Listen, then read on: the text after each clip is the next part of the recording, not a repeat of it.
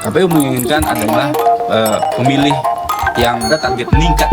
Tapi apakah juga itu bersamaan dengan pemilih yang cerdas? Idealisme cukupkah itu menjadi modal sebagai seorang pengawas partisipatif? Meyakini bahwa pemilu di Indonesia sudah harus dilakukan, tidak ada pilihan lain selain daripada pemilu untuk mengganti kekuasaan. Di tangan mereka lah hari ini masa depan kabupaten, masa depan kota, provinsi, bahkan Indonesia untuk menentukan nasib mereka. Kita akui bahwa tidak ada satupun sistem yang lebih baik dari demokrasi hari ini. Ayo, ada nggak? Karena gini, karena demokrasi ini dalam 5 tahun akan melakukan evaluasi lagi terhadap calon-calon.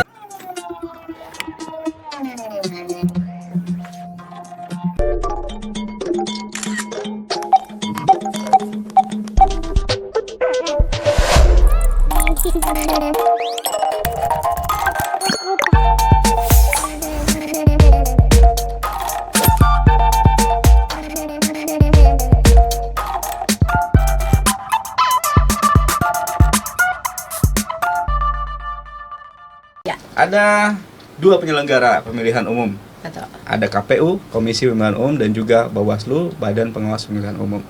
Dan di sini ada Bang Muhammad Radini. Selamat datang di Kompas TV. Siap, selamat datang. Ini dari Bawaslu Kalimantan Selatan, komisioner dan juga koordinator divisi ya Bang ya, khususnya Humas kalau nggak salah. Pencegahan, Ormas dan Humas. Betul juga. Dan ada juga dari KPU Kalimantan Selatan. Kalimantan Selatan. Betul. Ibu Nida ya. Iya, Ya, ya siap. Ini kita bahas dulu tes. Mungkin gambaran dulu. Sampai saat ini atau sampai 2023 ini sudah melewati tengahnya lah atau sudah masuk pada pertengahan 2023. Sebenarnya seperti apa sudah persiapan untuk menghadapi pemilihan umum 2024? Di media sosial, di media massa itu sudah udah ribut. Betul. Ini calon Lagi. ini calon itu. Betul. Nanti persiapannya Lagi dulu gitu-gitu. secara umum Betul. ya, seperti apa? Boleh ke penyelenggara dulu ya Iya, pasti. penyelenggara. Baru nanti diawasi gimana? Seperti apa penyelenggaraan? Baik, jadi kalau kita penyelenggara dari Betul. Komisi Pemilihan Umum, kan masyarakat sering bertanya, pemilu 2024 masih lama, masih 245 harian lagi, atau bahkan kemarin kan ada 300 sekian hari. Kenapa jadi penyelenggara KPU sudah menyiapkan itu? Iya. Karena memang kalau di Undang-Undang 7 2017 itu kan kita memang harus menyiapkan 20 bulan sebelum hari H pemungutan. Kemudian di keputusan 21 tahun 2022 itu bahwa sudah ditetapkan tanggal hari pelaksanaan pencoblosan. Kapan kira-kira? Tahu? 14 Februari ya, Iya, 14 2024. Februari Wuh. 2024. Harusnya dapat hadiah dong. Sama lagi. Jadi Kita kebanyakan air kembung. 14 Februari 2024 kalau orang biasa mengenalnya dengan Hari Kasih. Betul, hari Sayang. Valentine. Valentine ya, Kalau Bro. kita Update juga beliau. Kekinian. itulah sebabnya Betul. ditentukan di keputusan 21 tahun 2022 untuk supaya masyarakat ingat dan anak-anak muda kan nantinya ada pemilih pemula. Betul. Maka kebiasaan kita kalau di kegiatan pemilu pemilihan hari bersejarah itu adalah hari Rabu. Di tahun 2024 ternyata hari Rabu di bulan Februari itu tanggal 14. 14. Kalau orang biasanya mengenal dengan hari kasih sayang, Betul. kalau kami hari kasih suara. Oh, Jadi kepada masyarakat khususnya Kalimantan Selatan di momentum 14 Februari ya kalau mereka mau berkasih sayang terserah. Iya. Tapi jangan lupa di 14 Februari itu datang ke TPS untuk memberikan hak politik, Betul. yakni dengan menggunakan hak pilih di bilik suara di TPS sesuai dengan calon nantinya. Yang pasti masyarakat untuk datang di tanggal 14 Februari itu. Jadi kalau untuk kesiapan kita di tahapan kita sudah launching tahapan di 14 Juni 2022. Jadi begitu bulan Juni kita sudah masuk tahapan yang pertama KPU RI kan sudah menyiapkan anggaran, peraturan, kemudian ini proses data pemilih, kemudian daerah pemilihan dan alokasi kursi, masuklah hari ini pencalonan yang hari ini katanya ramai didiskusikan, Betul. khususnya oleh partai politik. Kalau Iya, di benar. Kalimantan Selatan ada 18 partai politik, mereka yang akan menyiapkan para calon-calon mereka untuk DPR RI, DPRD provinsi, yang di kabupaten ada DPRD kabupaten kota. Jadi hari ini proses kami ketika di awal Mei tadi sudah pelaksanaan pengajuan berkas bacalek yang oleh masing-masing partai politik sudah menyerahkan sesuai dengan alokasi kursi yang sudah kami tetapkan. Di Kalsel kan ada 55 pemenuhan calon masing-masing partai politik. Hari ini kami KPU sampai nanti di tanggal 23 Juni adalah proses verifikasi administrasi yang dilakukan oleh kami KPU Provinsi, bahkan di KPU Kabupaten Kota se-Kalimantan Selatan. Jadi proses administrasi yang diajukan oleh partai politik berupa berkas calon. Oke, benar. Menuju ke hari kasih sayang. Tapi benar bertepatan dengan hari kasih sayang. Iya. Kasih sayang masyarakat kepada calon-calon Iya, siapa? kepada Lebih Ngasih kepada kasih sayangnya nanti tanggal 14. kepada Indonesia, kepada Betul. daerahnya masing-masing. Karena kan kalau salah pilih juga Berdampak. dampak. Iya, benar. Gunakan Apa- hak pilih Nah. 5 menit untuk 5 tahun yang akan datang. Benar-benar. Nah, itu harus benar-benar ini juga bijak lah dengan siapa kita akan dipimpin gitu. Betul, Iya. betul sekali. Itu semua itu adalah proses yang akan dijalani. Proses itu pasti memiliki kemungkinan terjadinya sebuah kesalahan, sebuah hambatan-hambatannya hambatan dalam atau bahkan pelanggaran. Ada yang Betul. bisa mengawasi kan, yang pasti ada Bawaslu Kalimantan Selatan. Kalau Bawaslu sendiri bagaimana untuk saat ini? Tentunya banyak hal yang harus disiapkan. Untuk Karena kan pengawasannya banyak ya, Ya, lingkupnya betul. sangat banyak. Baik, secara umum ya memang kita memahami bahwa tahapannya sudah masuk kan, ada 11 tahapan. Kemudian yang kita awasi oleh Bawaslu Provinsi Kalimantan Selatan secara umum berjenjang dari Bawaslu RI, Bawaslu Provinsi, dan Bawaslu Kabupaten Kota. Memang persoalan pemilu ini adalah persoalan di mana kita mampu meyakinkan masyarakat, ya kan? Tidak hanya kemudian kalau beliau ini berbicara tentang bagaimana pelibatan masyarakat dalam hal menggunakan hak pilihnya, Iya. maka kita kemudian ingin mengingatkan masyarakat juga untuk terlibat dalam pengawasan partisipatifnya. Betul. Nah, bentuk kesuksesan kami ini berdua beda.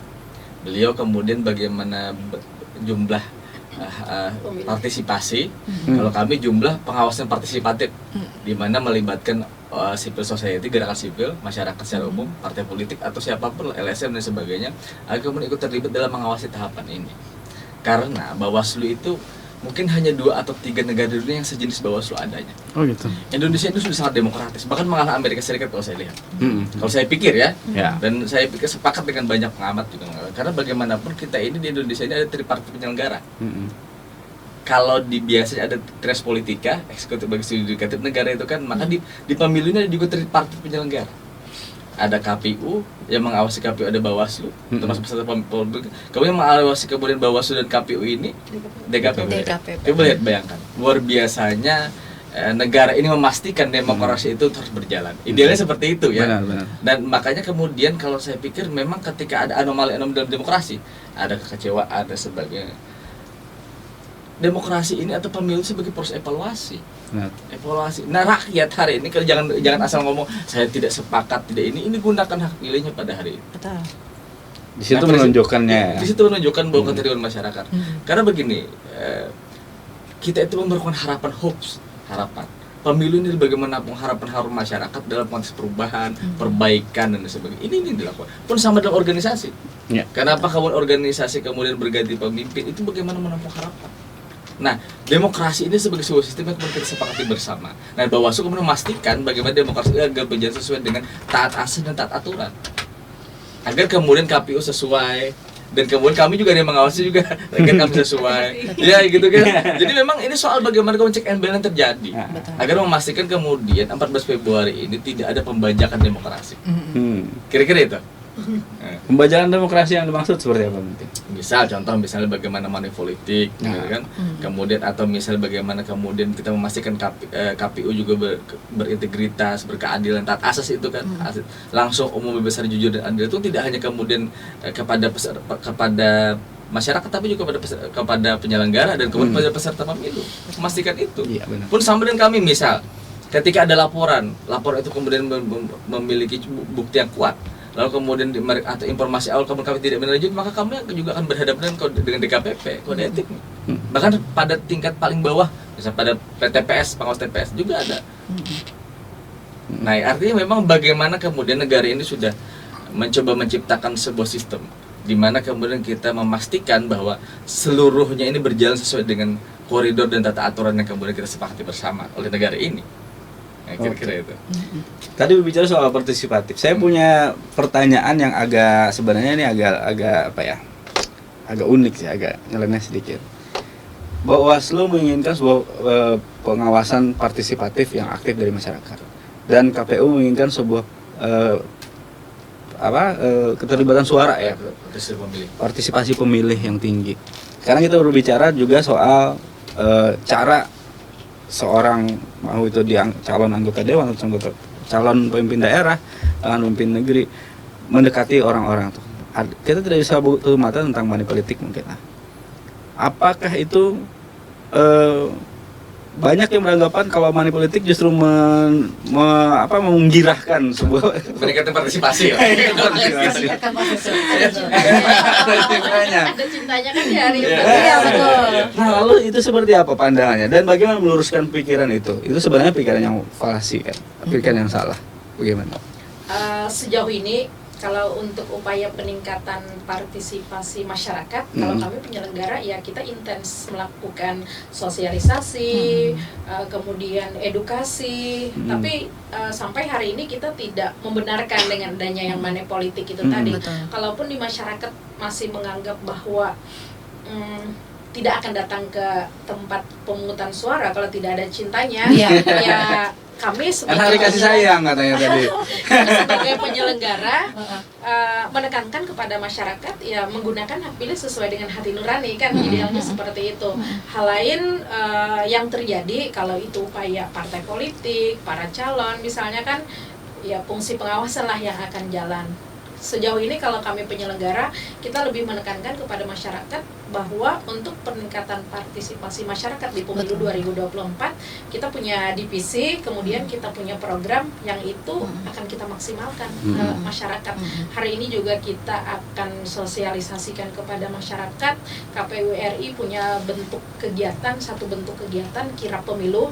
Jadi kirap pemilu ini akan kita sampaikan kepada masyarakat bahwa hari H pemungutan 14 Februari 2024 masyarakat Kalimantan Selatan diharapkan untuk menggunakan hak politiknya dengan baik dan benar nantinya di saat hari pemungutan. Jadi posisi kita nanti kirap di Kalimantan Selatan akan masuk di awal Juli. Jadi nanti kirap itu akan satu kabupaten ke kabupaten lain. Jadi setiap kabupaten akan ada 5 hari untuk kegiatan sosialisasi dan edukasi kepada masyarakat.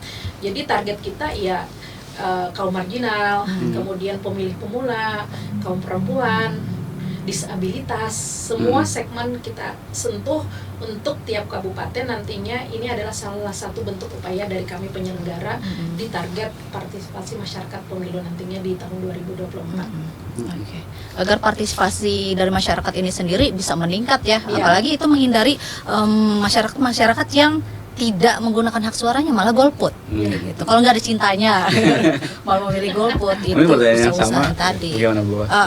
Itu gimana tuh? Pertama begini, saya mengatakan bahwa dalam konteks undang-undang pemilu ini kan ada 3 yang kemudian sanksi yang itu terjadi. Ada beberapa yang ada sanksi pidananya, kemudian administrasinya, etik. 3 ini selalu menyelimuti dalam konteks ketika ada dugaan pelanggaran dalam kepemiluan. Maksud saya bahwa ketika masyarakat atau sampai tadi mengatakan manipulasi, apa buktinya? Iya kan? Tolong laporkan kepada kami, kan seperti itu. Karena memang kita akui bahwa kita terbatas dalam konteks jumlah. Makanya tadi kami mendorong pengawas partisipatif ini agar kemudian seluruh kawan-kawan mahasiswa misalnya, aktivis mahasiswa, kemudian kawan-kawan LSM, kemudian Ormas, Nahdlatul Ulama, NU, MUI dan sebagainya, atau kawan-kawan PGI dan sebagainya, kemudian terlibat bagaimana kemudian memastikan bahwa pemilu ini betul-betul tidak ada money politik. kan begitu. Ya. Soal bahwa kemudian realisasi di lapangan isunya ini Ada. itu dan sebagainya itu kan kalau bisa membuktikan, bahkan kemudian sanksi terberat dalam konteks administrasi itu, kami bisa memutuskan untuk diskualifikasi Ya. pasangan calon maupun peserta pemilu. Hmm. Dalam hal ini anggota legislatif dan sebagainya. Ya, benar. sampai kemudian diskualifikasi asal kemudian mampu membuktikan secara TSM 50 secara administrasi ya. Mm-mm. Nah, ini maksud saya bahwa secara prinsip bahwa aturan ini sudah luar biasa idealnya dibuat. Nah, tinggal bagaimana kemudian kita meminta masyarakat, kan kami terbatas kan, di PKD cuma 1 orang misalnya, di PTPS cuma dapat 1 orang, di tingkat TPS 1 orang.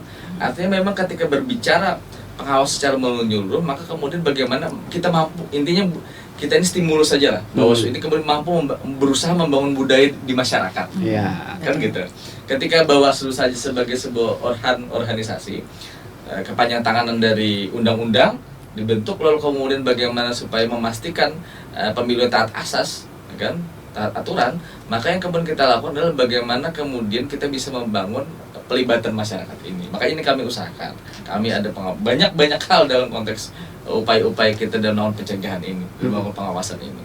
Pelibatan kawan-kawan dan sebagainya, Saka Adiaksa, kemudian pojok pengawasan dan lain-lain sebagainya lah. Kemudian, tapi memang begini, saya harap satu hal. Jangan ada pesimisme. Karena kita akui bahwa tidak ada satupun sistem yang lebih baik dari demokrasi hari ini. Benar. Ayo, ada nggak? Oke. Karena demokrasi ini dalam 5 tahun akan melakukan evaluasi lagi terhadap calon-calonnya. Jadi jangan gegarunum aja, bukan masyarakat dalam demokrasi Banjar. Benar. Si anu tuh jar, sombong banget. Harusnya dengan bagaimana dengan tidak memilih lagi di 5 tahun ke depan. Benar. Ini kan soalnya cuma gegarum di warung. Iya. Anu tuh jar, misalnya bahasain Banjar. Iya. Misalnya membuka anu jar, membuka pintu mobil, kaca mobilnya ngalih benar aja. Iya. Tapi terpilih pulang. Iya, betul. Berarti ada yang salah kan? Berarti tidak digunakannya 14 Februari ini atau pemilu ini sebagai proses evaluasi. Sehingga terpilih pemimpin yang kemudian betul-betul mencerminkan kepentingan masyarakat. Karena sederhana ya, DPR, bupati, kepala daerah, presiden sebagainya, itu bagaimana membangun skala prioritas. Mereka itu cuma membangun soal skala prioritas.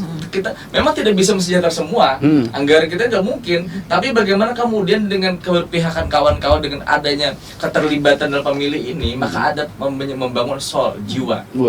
Ya, membangun kemudian harapan di sini, sehingga anggaran yang kemudian membangun stimulus untuk membangun skala prioritas bagi pembangunan di daerah itu. Itu yang diinginkan oleh demokrasi, dan Bawaslu kemudian mengharapkan agar jangan sampai kemudian hak pilih ini diselewengkan oleh kekuatan-kekuatan tadi. Betul. Yang kemudian ujar kan gitu kan, ujar ada ini ada itu. Tapi lagi-lagi saya katakan, ketika Bawaslu mendapat informasi awal, pasti kami tanya apakah, apalagi kemudian ada laporan dan kemudian bukti cukup pasti, dan kalau tidak maka kemudian kami yang kemudian memilih sanksi di KPP.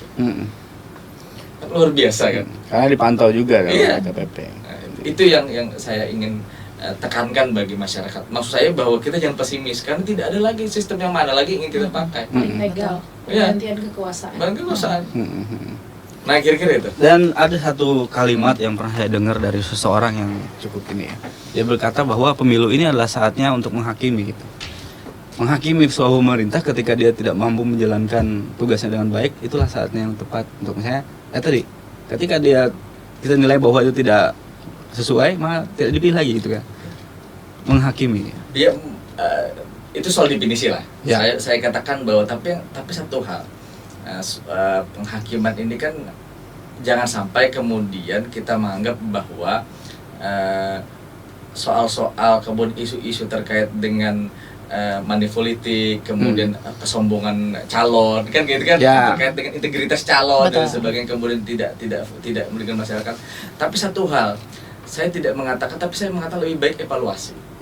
Karena penghakiman itu kan kita tidak kemudian, apakah kemudian kita memilih kemudian tidak terpilih, tidak, tapi kita harus melibatkan banyak orang. Iya benar. Kan gitu kan. Kalau cuma Bagi satu. kita paling gedung lagi, enggak, aku ada memilih aja karena kita pilih pulang. Tapi bagaimana kemudian masyarakat yang sadar agar kemudian membangun influence, mempengaruhi yang lain bahwa beliau ini memiliki seperti ini, jejak rekam yang tidak baik misalnya kan, atau kemudian jejak rekam yang tidak baik itu menjadi dasar atau menjadi alasan bagi pemilih untuk memilih atau tidak memilih. Oke. Kan terus evaluasi, saya pikir lebih sederhana, lebih evaluasi. Evaluasi. Kalau menghakimi itu tadi saya khawatir yang bersangkutan ketika dia tidak bisa menghakimi sesuai dengan keinginannya, dia akan ngedumel terus marah-marah. Bisa jadi karena kemudian negara. ya karena dia tidak merasa bahwa pemilu ini tidak ajang yang tepat untuk kemudian melakukan perubahan itu, tapi tidak Jadinya sesederhana frustasi. itu. Frustasi ya. Iya, frustasi mending sendiri. saya pikir lebih baik evaluasi lah kalimat yang tepat untuk kemudian menggambarkan ajang 5 tahunan ini sebagai evaluasi kita terhadap kinerja seluruh wakil-wakil rakyat kita, wakil-wakil kita Betul. di Senayan maupun di kemudian di eksekutif. Oke. Nah, ini berarti tugas KPU ya ketika apalagi khususnya pemilih pemula.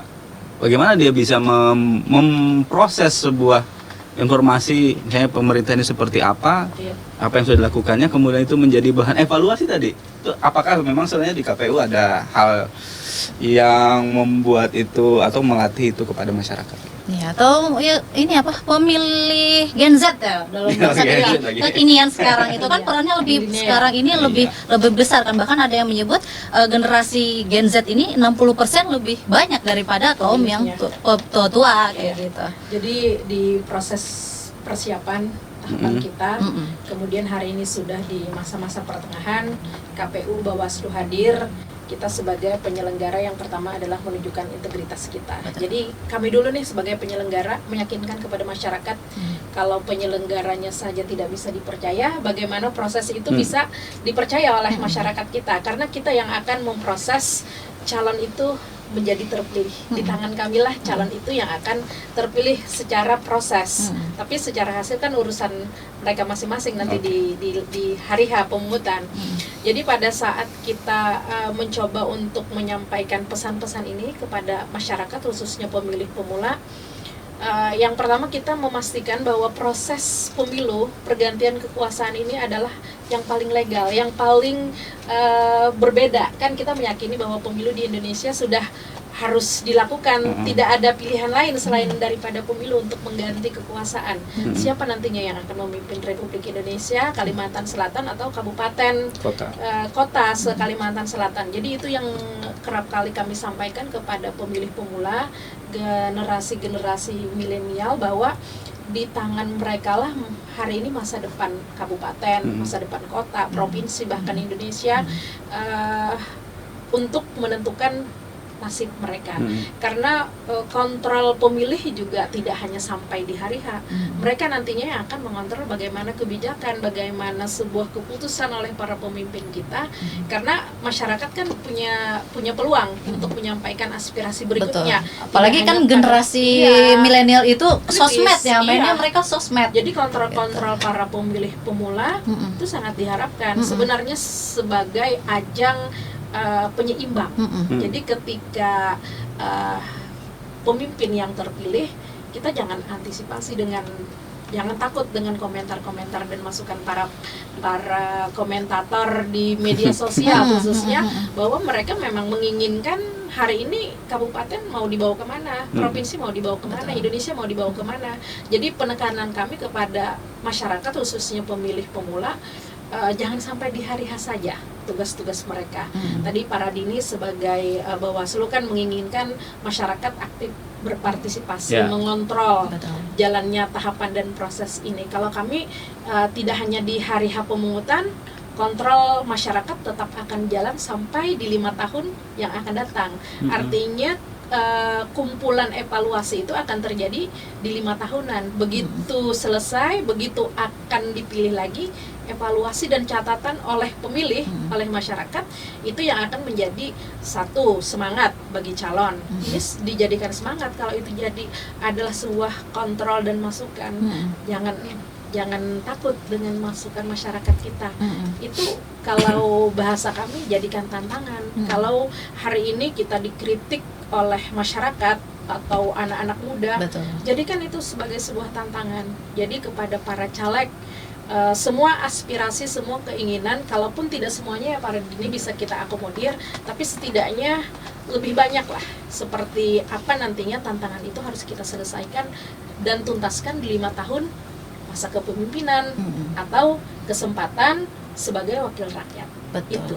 Karena kan kaum milenial sekarang kritis banget ya. Ya. Saat dia menemukan sesuatu hal yang tidak baik dengan satu calon itu, bahkan mereka bisa mengajak yang lain-lainnya Iya. itu segini bisa jatuh. Mempengaruhi. Betul sekali. Kalau sejauh ini Susah banget. KPU sendiri melihat bagaimana sebenarnya apa ya, secara psikis para pemilih pemula itu sendiri? Mm-mm. Apakah dia orang yang memiliki idealisme atau bahkan tidak punya pendirian yang mudah dipengaruhi banyak hal? Sampai hari ini kami masih mengkategorikan bahwa pemilih pemula adalah orang-orang yang idealis. Idealis ya? Iya. Karena salah satu bentuk keidealisan mereka itu kan terbukti, misalnya dia berani bicara di media sosial. Betul. Itu salah satu bentuk, cuman narasinya kalau yang agak-agak kurang pas, nanti kita sentuh, kita pastikan. Karena biasanya kalau pemilih pemula, anak-anak muda kan harus punya etika juga, memberikan pesan-pesan, penyampaian, keinginan, aspirasi. Jadi dengan adanya masukan atau respon dari komentator, di para yang orang suka komen di misalnya di media sosial. Netizen. Nah, Netizen. haters. Netizen. Mulut julid netizen. Itu yang susah. Iya. Kita pastikan bahwa ada etika bicara, ada kesantunan kita sebagai anak muda menyampaikan aspirasi. Insya Allah kalau hal-hal baik, wakil rakyat pasti akan memikirkan. Jadi kalau hal-hal yang sifatnya menyerang, itu jadikan tantangan sebenarnya. Jangan takut dengan persoalan-persoalan, masukan, kritik, saran, karena bagi wakil rakyat, bagi pemimpin kita, itu adalah cermin yang akan menyeimbangkan kita. Kan mereka, para netizen, para pembenci, Betul. itu adalah mereka yang bekerja tidak kita bayar, tapi akhirnya membuat kita sukses. Betul. dari semua kritikan-kritikan itu. Jadi beranjak dari itu, baik calon, nanti pemimpin kepala daerah atau pemimpin negara kita, wakil rakyat, beberapa hal terkait dengan masukan-masukan itu sebenarnya hal baik yang harus kita akomodir untuk kedepannya seperti apa. Kalau kita sudah antipati dengan hal-hal seperti itu, kan akhirnya kita jadi takut, kita tidak bisa bergerak, kita kerjanya jalan di tempat. Jadi bagi kami, kalau pendidikan pemilih kami yang kami sampaikan, ya kita cerdas untuk mengkritisi proses ini sampai akhirnya di 5 tahun yang akan datang, 5 tahun kemudian fungsi itu tetap berjalan sama. Idealisme cukupkah itu menjadi modal sebagai seorang pengawas partisipatif? Pertama begini, saya ingin banyak hal yang kemudian menurut saya harus saya berikan stressing. Pertama, bahwa dalam konteks evaluasi ya, ketika seorang pemimpin itu melaksanakan, ini lagi-lagi melanjutkan diskusi tentang evaluasi terkait dengan kemudian 5 tahun. Kita ini kan pendekatan ilmu sosial. Misal contoh, kita bisa nggak mengatakan bahwa pemimpin gubernur ini berhasil atau tidak berhasil? Ya kan?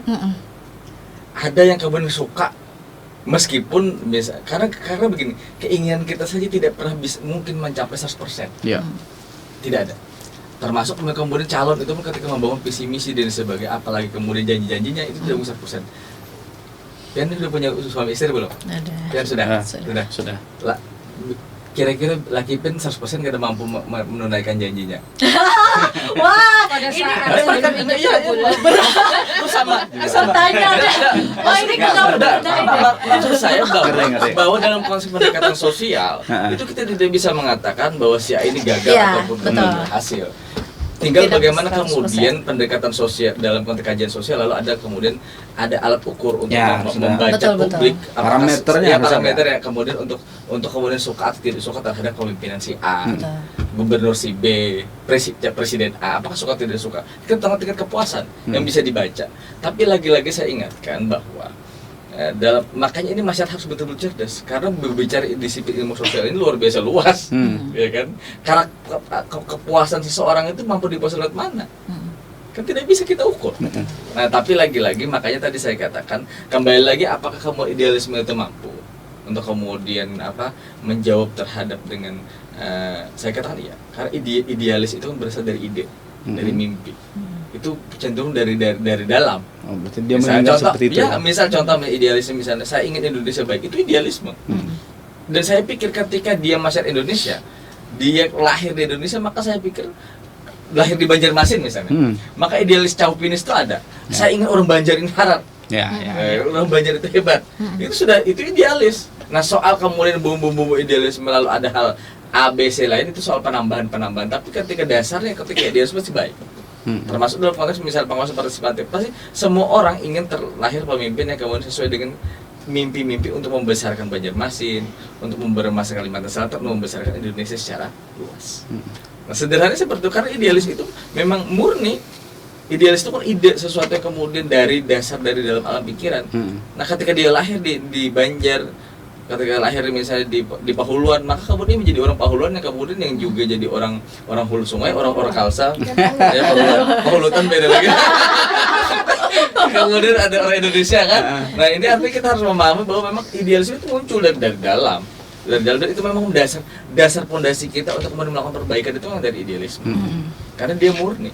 Nah, dalam konteks pengawas partisipatif ya tadi sekali lagi saya katakan jujur, meskipun saya ini di Bawaslu ya. Andai masyarakat ini sudah memiliki spirit atau budaya pengawasan partisipatif itu, saya pikir tidak mungkin tidak lagi diperlukan Bawaslu ke depan. Kita fair saja. Ya. Karena ketika kemudian masyarakat sudah betul-betul memiliki tingkat kritis yang bagus, berdasarkan idealis tadi, kritis yang baik, kemudian dia mampu membangun sebuah budaya melakukan kontrol terhadap KPU, terhadap peserta pemilu, maka sebenarnya Bawaslu ini ya apakah penting ya? Masih tidak penting. Tapi lagi-lagi saya katakan, saya ikhlas ketika benar saya ikhlas ketika misalnya dalam periode 5 tahun ini, kemudian kita mampu membangun budaya itu bagi masyarakat, dan kemudian periode ke depan pemerintah tidak lagi melihat Bawaslu ini penting, tidak, tapi asal betul-betul memastikan bahwa jalannya demokrasi ini betul-betul taat asas taat aturan. Dan cita-citanya ada bagaimana kemudian membangun negara kesejahteraan walaupun step itu kan itu memang itu ujungnya itu negara kesejahteraan. Karena ketika kemudian isu sejahtera dari pemilihan RT sampai presiden isunya pasti sejahtera. Ya kan? Karena memang tujuannya ke sana. Cuman lagi-lagi saya katakan ketika ada proses ini betul-betul berjalan, saya silahkan kemudian Bawaslu ini kemudian dianggap tidak penting. Karena budaya masyarakat itu udah luar biasa bagus. Pengawasan di mana-mana ya, pengawasan di mana-mana. Sudah sadar diri masing-masing. BEM terlibat, Badan Eksekutif masih terlibat, Dewan masih terlibat, kemudian NU, Muhammadiyah, bahkan tingkat RT misalnya PR sebagai kemudian betul-betul mengawasi bagaimana tidak terjadi money politik. Ya silahkan. Bawaslu kemudian ikut dengan negara-negara yang tidak memerlukan Bawaslu kan seperti itu. Tapi prinsipnya bagaimana kalau idealisme ini kemudian kita bangun agar kemudian tumbuh budaya dalam budaya pengawasan partisipatif ini yang paling penting, yang kemudian ingin kita tumbuhkan. Kenapa Bawaslu itu ada? Apa saya mau sejarah karena Bawaslu ini hadir? Karena gini, pas ke 98, ini saya ngurutkan, pas ke 98 itu negara itu, seluruh negara-negara di dunia itu merasa bertanggung jawab dalam proses untuk terpilih pemimpin generasi kepemimpinan bangsa saat itu. Sehingga banyak lembaga-lembaga donor itu banyak itu TAP Foundation dan sebagainya, sehingga JPPR, Forum Rektor dan sebagainya menjadi pemantau pemilu. Nah, ya kan luar biasa saat itu di gelombang demokrasi, sehingga mengharuskan negara-negara di dunia untuk kemudian mensupport anggaran untuk kemudian bisa adanya pemantau mandiri di masyarakat. Tapi pasca itu, tapi kita lihat catatan-catatan selanjutnya, apakah kemudian demokrasi sesuai dengan kita inginkan? Kan belum. Lalu kemudian negara mengambil alih tugas itu dengan menghadirkan undang-undang pemilu itu, menghadirkan Bawaslu, agar kemudian fungsi-fungsi pengawasannya diambil oleh negara, agar tetap masih menciptakan budaya pengawasan partisipatif di masyarakat. Itu sebenarnya sejak 2008 ya, kalau nggak salah. 98 itu kan lembaga pemantau muncul. Nah, setelah itu baru kemudian 2009 ada menjadi panitia, masih ad hoc. Panitia pengawas misalnya. Baru kemudian setelah ini kemudian jadi lembaga. Cuman lagi-lagi saya katakan bahwa proses ini bagaimana negara itu sudah luar biasa keren.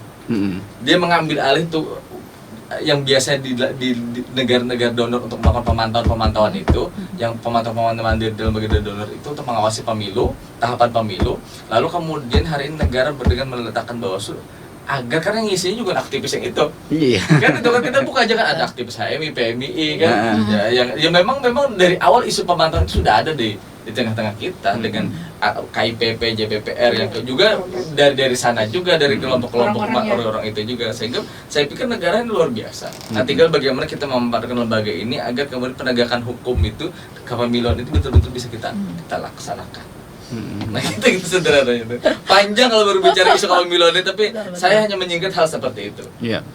Kembali lagi deh kepada apa yang sebenarnya diinginkan oleh KPU dan Bawaslu di 2024. Tadi kembali KPU menginginkan adanya pemilih yang bahasanya pasti ada target meningkat seperti itu ya.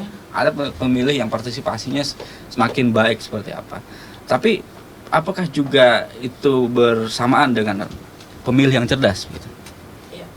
Jadi kalau untuk tren partisipasi masyarakat biasanya kan terjadi perbedaan antara di suara partisipasi masyarakat pada saat pemilihan presiden, wakil presiden, kepala daerah, gubernur, wakil gubernur, bupati, wakil bupati, kemudian DPRD provinsi, DPRD kabupaten. Itu kalau dahulu sebelum serentak ini kan ada terjadi perbedaan karena pengaruh pendekatan masing-masing.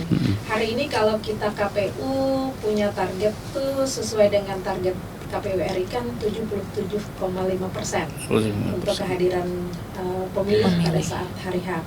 Cuman satu permasalahan pada saat partisipasi itu menurun, kami kadang-kadang dilema oleh satu kondisi itu karena terjadi perbedaan kadang-kadang di setiap kabupaten kota di seluruh provinsi Kalimantan Selatan. Tapi kalau untuk kehadiran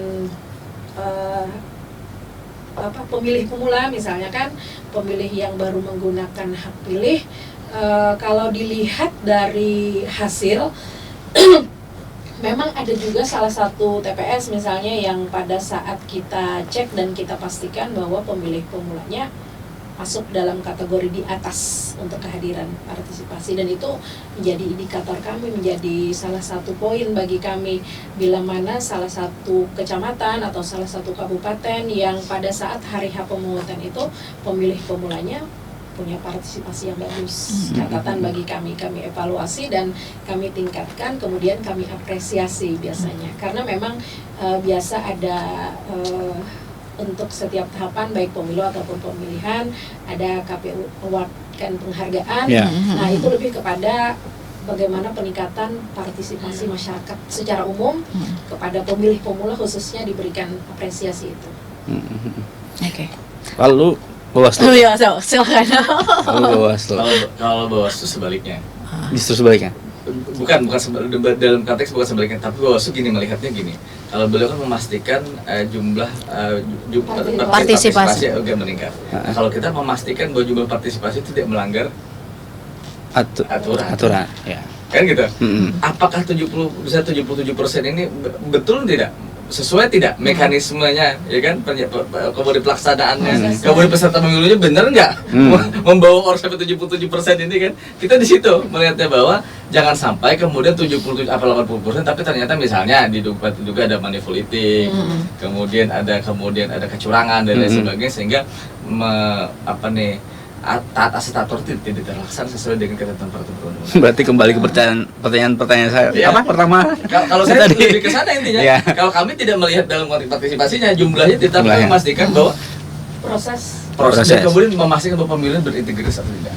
Karena begini, ketika ada check and balance, maka kemudian tidak ada lagi ada kotak kardus macam-macam kan. Nah, fungsi Bawaslu ini bagaimana kemudian memastikan pemilu ini berintegritas atau tidak? Kita ini legitimasi, kita ini meninggal legasi bahwa ini legitimasi kita bahwa pemilu ini benar, buktinya karena ada Bawaslu. Melakukan pengawasan setiap tahapan. Nah, kami tidak melihat pada jumlah partisipasi yang banyak, tapi kami melihat bahwa prosesnya itu sesuai atau tidak. Sehingga memastikan bahwa pemilu berintegritas atau tidak. Tapi berintegritas itu adalah soal kemudian taat aturan, bukan kemudian banyaknya jumlah pemilih yang mungkin kita ribet dalam pada pemilih. Tapi bagaimana proses sampai banyak, kami memang apresiasi. Tapi kemudian bagaimana proses ini betul-betul sesuai dengan ketentuan peraturan perundang-undangan yang ada, kan gitu. Dan kemudian peserta pemilu merasa bahwa iya adil. Ya. penyelenggara ini kan itu ya, kami jadi dua hal yang berbeda lah, meskipun sama tapi jadi dua hal yang berbeda, bukan berkebalikan tapi dua hal yang berbeda. Gitu lebih tepatnya ya, cara pandangnya. Sebenarnya sih saling menguatkan, Saling Mas, menguatkan. kan? Tapi nggak risih Bu dipantau terus sama Bu. Terganggu. Jadi kemarin pada saat kita menguatkan teman-teman di jajaran kita, karena levelnya kan nanti Oh, iya. KPPS ada PTPS, Ah. Nah, itu tuh. PPS ada PKD Mm-mm. di jenjang yang sama, PPK ada Panwaslu Kecamatan, kemudian KPU Kabupaten ada Bawaslu Kabupaten, KPU Provinsi ada Bawaslu Provinsi. Dalam hal terjadinya perbedaan pandangan, khusus kami bagi penyelenggara, sebenarnya kita hanya menguatkan sinergitas. Jadi cara pandang kita terhadap suksesnya penyelenggaraan itu outputnya apa sih? Kalaupun Bawaslu punya Perbawaslu, KPU punya PKPU, kita ketemunya di mana nih untuk satu aturan ini? Tapi hal yang terjadi sebenarnya dinamis sekali, banyak dinamikanya, tapi sampai hari ini akhirnya tetap toh kami meyakinkan kepada masyarakat bahwa kami penyelenggara, sekalipun ada beberapa hal yang terjadi, ada beberapa pandangan yang berbeda, termasuk salah satunya hari ini kan, kalau kami bicara bahwa partisipasi masyarakat di atas 77,5% itu berhasil, tapi mereka meyakinkan di proses itu sesuai, tidak ada pelanggaran, tidak ada masalah, tidak. Nah, kalau kami karena memang kinerja Bawaslu seperti itu, it's okay, kami tidak jadi persoalan. Kami kerja dengan aturan kami, mereka kerja dengan aturan mereka. Kalau tidak bertemu di level bawah, ya karena kita bicara bangsa negara, jadi ya berhentilah untuk untuk hal-hal yang mungkin akan memperpanjang persoalan. Energi kita terkuras hanya di situ-situ saja. Jadi kemarin pada saat kita ketemu dengan kawan-kawan di Bawaslu, kebetulan kemarin ketemunya di Kabupaten Banjar, kita menguatkan peran itu, bahwa kita sama sebagai penyelenggara, mereka punya fungsi yang berbeda, mereka punya kontrol terhadap kita. Kalau pertanyaan merasa risih tidak dengan Bawaslu, takut bahkan. Jadi Bawaslu ini CCTV ya, CCTV-nya yang KPU. selalu mengontrol kekurangan Betul. kami. CCTV-nya ada di mana-mana. Kalau di bawah kan yang kerja ada pengawas. Iya biasa itu. Mereka seperti malaikat yang mencatat seluruh amal baik dan amal buruk. Tapi alhamdulillahnya kalau di provinsi ya, alhamdulillah kita kalaupun punya peraturan yang berbeda, tapi kita punya capaian yang sama lah nantinya. Bahwa untuk pemilu di Kalsel, dengan beberapa indikator kesuksesan pemilu, mudah-mudahan pada saat proses itu adalah sebuah dinamika saja yang harus kita lewati. Ya berbeda pendapat, berbeda sikap, berbeda pandangan, itu hal yang wajar. Justru akhirnya kan tadi kami akhirnya sama-sama menguatkan.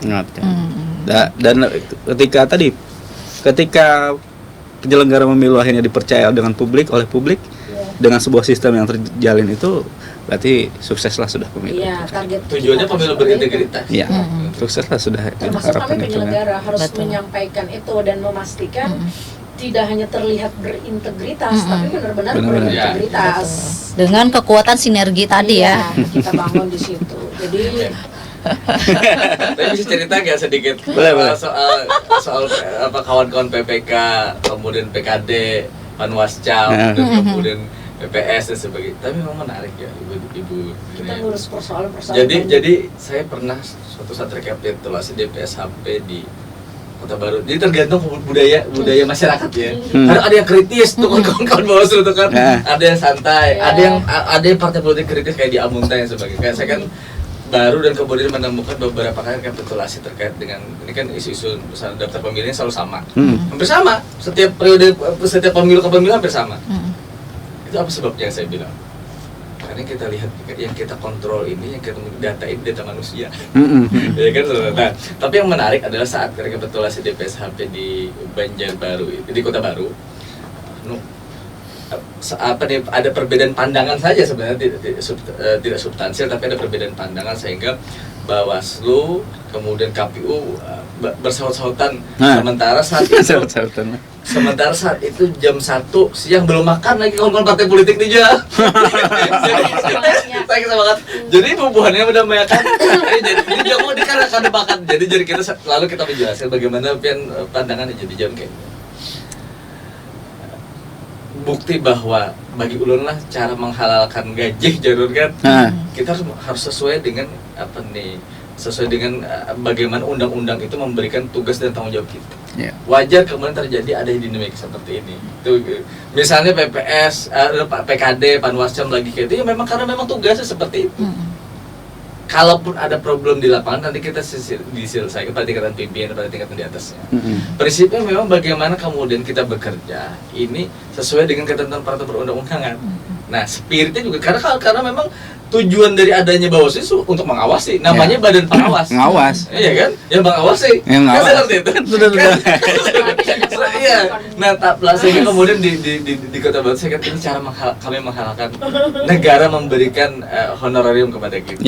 Ini cara kami. Nah, tapi sekarang saya katakan jangan sampai kemudian kawan-kawan peserta pemilu ini jangan kalah kritis dengan kami. Karena bagaimanapun mereka yang yasernya penggunanya kan mereka kan. Apalagi dalam isu daftar pemilih yang menggunakan mereka kan. Masa mereka kemudian tidak atau jangan-jangan mereka tuang sulap kan? Dalam tanda kutip ya. Kan mereka kan yang memiliki basis massa. Betul. Itu mereka yang paham betul pada tingkat TPS itu masyarakatnya apa Pak? Apakah di sana ada pemilih disabilitas, jumlahnya pemilihnya ada disabilitas, atau kemudian apakah ada orang baru, ya kan, pindah pemilih, ataukah ada kemudian TNI Polri, ya kan, yang sudah berakhir atau sebagainya. Mereka yang sebenarnya sudah memahami itu, ya kan gitu. Kan datanya punya beliau. Kalau kita ini kan dapat data itu ya alhamdulillah. Tapi yang paling penting begini, maksud saya bahwa itu meskipun kemudian informasi yang dikecualikan oleh mereka, maka kemudian oleh undang-undang juga, maka kemudian saya katakan yang paling penting itu adalah bagaimana kita terlibat dalam pengawasan ini. Itu. Lagi-lagi tadi ini soal bagaimana kita melegalkan atau menghalalkan, ya kan? Honorarium yang kemudian kita dapat. Itu saya berikan dengan kawan-kawan seperti kawan-kawan Panwascam, PKD seperti itu. Nah, ya kan? Sah kan? Sah. Jadi kalau misalnya di sini kita bisa berkumpul, alhamdulillah kan. Tapi prinsipnya kami karena kayak gini untuk memastikan pemilu berintegritas maka ada proses controlling. Iya, kontrol. Agar jangan sampai kemudian kardus suara aja. Kan ramai isu itu kan kemarin kan. Iya, kenapa itu terjadi? Karena memang tadi soal publik dan kemudian kepentingan politik yang terjadi isu-isu seperti itu. Tapi sekali lagi kita ada di sini untuk memastikan bahwa semua berjalan sesuai dengan ketentuan peraturan perundang-undangan yang ada. Nah itu ngarannya aja Bawaslu ya. Ngarannya aja Bawaslu. Kalau badan mengawasi lain Bawaslu. Kira-kira itu sederhana aja. Badan pengawan pemilu kalau. Berarti gawiannya bakawanan. Kawan bang tapi saling itu tadi. Ketika ada yang salah, ada yang Karena ulun lawan Bayu ini sama-sama di KNP dulu. Oh iya. Jadi memang kalau hari ini rata-rata yang mengisi jabatan bagi ulun gini. Kalau ulun boleh secara pribadi sebagai aktivis, ulun berterima kasih kepada negara hari ini. Adanya dua lembaga ini sehingga kawan-kawan aktivis itu bisa kemudian berkiprah dalam konteks menyukseskan demokrasi dan menyukseskan negara. Ada banyak aktivis ya. Iya, di sini. Di KPU RI ada. Iya, rata-rata itu aktivis. Kawan-kawan GMNI, PMI, HMI, PMKRI, GMKI dan sebagainya di sini. Nah, maksud saya bahwa ini bagi saya ini saat yang tepat bagi kawan-kawan aktivis itu kemudian untuk memastikan kemana arah negara ini kan demokrasi itu ada di sini kan. Pemilu itu inti dari demokrasi ya pemilu ini. Kita ini do dan don't. Jadi di pemilu 2024 sebagai seorang pemilih apa yang harus dilakukan dan jangan dilakukan seperti apa singkat saja, dan juga nanti sebagai pengawas pemilu. Pengawas pemilu ya. Iya. Harapannya seperti apa nanti? Itu masyarakat maupun sih yang Tentu kalau untuk pemilih kita sudah disaring dari awal. Syarat pemilih kan sudah ditentukan menurut undang-undang dan PKPU. Artinya bila mana dia sudah menjadi pemilih, dia sudah dipercaya negara untuk bisa menggunakan hak pilih itu. Jadi pada saat menggunakan hak pilih, ya datang gunakan hak pilih dengan baik, tidak hanya baik tapi benar. Karena kalau tidak benar, salah akan berpotensi kepada suara rusak tidak sah Nah, itu kan akan ada lagi dampaknya. Jadi kepada pemula khususnya masyarakat Kalimantan Selatan secara luas, nanti di tanggal 20-21 akan ada penetapan DPT di tingkat kabupaten kota. Di tanggal 27-29 Juni ini akan ada penetapan daftar pemilih tetap. Jadi artinya secara legal mereka sudah diberikan tiket sebagai pemilih di hari H. Tapi bagi yang tidak memiliki kesempatan, masih ada lagi daftar pemilih khusus. Jadi jangan takut, jangan khawatir, sepanjang memiliki KTP elektronik nantinya kan untuk menggunakan hak pilih di hari H, maka gunakanlah itu secara baik dan benar.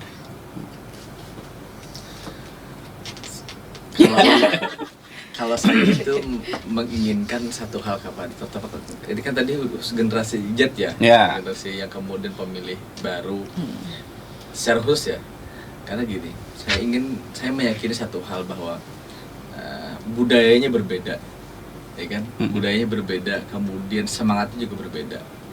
Kalau mereka memang menginginkan yang disebut perbaikan, perubahan dan lain sebagainya kan, maka mereka harus betul-betul menjadi influencer, mempengaruhi lingkungannya untuk bagaimana kemudian agar tidak terjadi money politik, agar tidak terjadi pelanggaran, ya kan, agar tidak terjadi hal-hal yang kemudian melanggar ketentuan perundang-undangan. Karena dengan bubuhannya, dengan kekawanan yang kemudian adik-adik yang kemudian baru ini, tentu mereka ulun yakin bubuhan itu kalau ditukari generasi yang baru, yakin betul. Karena daya keilmuannya, kemudian kebutuhan itu berbeda dengan apa generasi-generasi sebelumnya, sehingga ulun yakin kalau ada optimisme maka ulun pikir bahwa pemilu itu ada di tangan bubuhan. Bangsa ada di tangan bubuhan. Ketika bubuhannya mampu menciptakan pengawasan partisipatif itu, bubuhannya mampu menjadi influencer dan agen perubahan di tingkat bawah itu bagi bubuhan kekawanan aktivis, ya kan, mahasiswa, kemudian anak-anak SMA yang baru-baru itu kalau kawan-kawan OSIS, maka kemudian itu bisa betul-betul boleh jadi kemudian ulun ikhlas ketika Bawaslu itu kemudian dianggap serius, ketika Bawaslu itu kemudian dianggap kemudian oleh pemerintah karena masyarakat sudah betul-betul aktif dalam pengawasan, kita siap ke depan itu istilahnya atau apa nih Bawaslu itu kemudian, tapi karena kita berhasil membangun budaya di masyarakat untuk melakukan pengawasan, kira-kira itu sederhananya. Tapi sedikit, si pengawas partisipatif itu wewenangnya apa dan legal standingnya apa? Jadi di Undang-Undang Dasar itu jelas, dalam pengawasan partisipatif Undang-Undang 7 tahun 2017 itu jelas mengatakan bahwa Bawaslu bersama masyarakat untuk melakukan pengawasan. Jadi legal standing ketika dia menjadi warga negara Indonesia, maka dia sudah memiliki legal standing untuk melakukan pengawasan terhadap seluruh tahapan yang hari ini dilaksanakan oleh kawan-kawan KPU. Berarti nggak bisa diganggu gugat ya? Oh, nggak bisa. Karena sudah ada di namanya. Pokoknya kalau ada informasi, nggak usah kemudian kita harus membuktikan secara rinci untuk membuktikan dua bukti tidak misalnya kan dan sebagainya. Tapi yang harus mereka lakukan itu ketika ada informasi awal, tolong kemudian laporkan kepada kita. Informasi awal itu kami kemudian melakukan penelusuran. Benar tidak informasi itu? Ulun dihiga berbagi misalnya kan. Nah ini kita bisa melakukan itu ke lapangan. Dan itu tidak boleh tidak, kami harus langsung ke lapangan. Oke. Sip. Berarti inilah sebuah gambaran bagaimana dua penyelenggara pilkada, tiga ya DKP. Tapi ini di pusat, di pusat. Kalau di sini TPD namanya. Itu kalau sampai datang ke sini. Jangan lah. Bisa jadi narasumber boleh. Oh, jadi narasumber. Biasanya kalau datang ke sini itu tanda sesuatu yang bahaya itu. Berat. Tentunya kita harapkan Kalimantan Selatan bisa menghadirkan sebuah pemilu yang sehat, pemilu yang benar-benar berintegritas. Betul. Baik masyarakatnya tentunya dan juga para penyelenggaranya gitu ya. Baik, terima kasih. Gunakan dengan bijak hak pilihnya. Hak pilih gitu. digunakan dengan baik di hari kasih sayang dengan menyayangi Kalimantan Selatan. Iya. Indonesia tentunya juga. Iya. Tapi jangan selalu nyari ada cintanya kan ada ya. Bahaya nih benar-benar oleh kasih sayang. Gak ada cintanya. Pas hari terakhir patah hati bisa timbulkan data ke TPS kita lah. Atau kena PHP. PHP banyak. PHP banyak. PHP banyak. Baik, terima kasih Bang Radini dan juga Mbak dan Mbak Anida gitu kan atas hadir di Kawan Kompas TV. Sama-sama. Sampai jumpa di Lain kesempatan. Semoga sukses. Oke. Sampai jumpa minggu depan.